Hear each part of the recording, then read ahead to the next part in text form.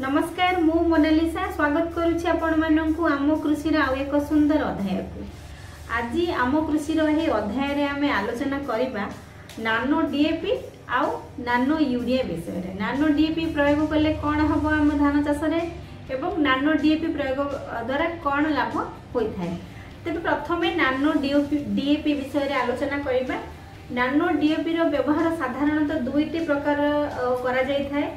बिहन विशोधन पाई मध्य नानो डीएपी को आम व्यवहार करिपरिबा। धान तळीर मूल को मध्य विशोधन करबा पई आम नानो डीएपी को व्यवहार करिपरिबा। जेतेबेले आम नानो डीएपी को बिहन विशोधन करबा पई व्यवहार करिबा 1 केजी बिहन पिछा 5 ml नानो डीएपी मंजी सहित मिसैकी आम बिहन विशोधन करिपरिबा। नानो डीएपी जेतेबेले आम फसल रे प्रयोग करिथाउ आम फसल को साधारणतः नाइट्रोजन एवं फॉस्फोरस देइथाय। नानो डीएपी रे आज्ञा नाइट्रोजन 8% एवं फॉस्फोरस 16% रही अछि। नानो डीएपी आज्ञा खूब छोट हेथिबारु आम फसल रे खूब शीघ्र एहा माने मिसी जाय थाए। जे कोनोसी फसल आम चाष करिथाउ गछ एहा को खूब शीघ्र अब्जॉर्ब करेनी काहे कि ना नानो डीएपी खूब छोट।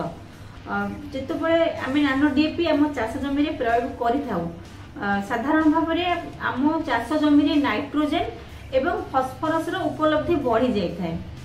जेतेबेले आमे जे कोनोसी फसल चाष करिबा फसलटी 30 रु 35 दिन रो आगे जेतेबेले हेतिबो सेतेबेले आपनकर प्रकृत समय होउची नानो डीएपी प्रयोग करिबारो। 1 लीटर पानी रे आपण 5 रु 10 ml नानो डीएपी आपनक चाष जमी रे स्प्रे करि परिबे एवं सेकंड स्प्रे आपण फ्लावरिंग स्टेज रे करि परिबे। एही परि दुई थर जदी आपण नानो डीएपी आपनक चाष जमी रे स्प्रे करूछंती ताहाले प्रोडक्शन रो मात्रा बहुत भल आसीबो आज्ञा। जेतेबेले आपण देखुथिबे मार्केट रे डीएपी रो बस्ता 1200 कि 1300 होइथिले बेले नानो डीएपी मात्रा आज्ञा 600 रे आपण पाई जिवे बाजार रो।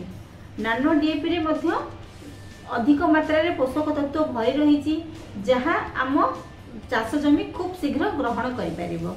तबे आसंतु एबे कथा हबा नानो यूरिया विषय रे। नानो यूरिया प्रयोग करिबा फल रे आम चाष जमी रे कौन सबु सुविधा परिलक्षित होई थाए से विषय रे आलोचना करिबा।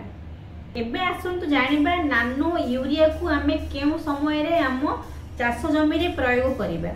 साधारण भाव रे जेतेबेले आम फसल रो वृद्धि अवस्था हेतिबो सेही समय रे आमे नानो यूरिया को आम चाष जमी रे प्रयोग करि परिबा। जेमिति कि आपनकर फसल रो दिन अवधि देखिया पई गले 20 रु 25 दिन जेतेबेले होइतिबो आपण सही समय रे नानो यूरिया प्रयोग करि परिबे एवं सेकंड स्प्रे आपण फूल आसीबा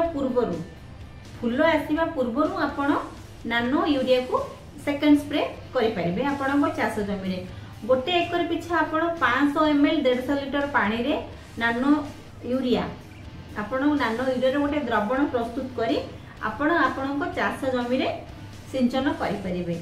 एहा थिला आगे नानो डीएपी एवं नानो यूरिया आज्ञा बाजार रे आपण 230 रु 235 टका भितर आपण पाई परिबे। एहा थिला नानो डीएपी एवं नानो यूरिया विषय रे एक छोटो वीडियोटी। एही वीडियोटी आशा करूछि आपण मानकु भल लागिथिबो। जदि आपण मानकु ए वीडियोटी भल लागि थाए वीडियोटी को लाइक करिवे।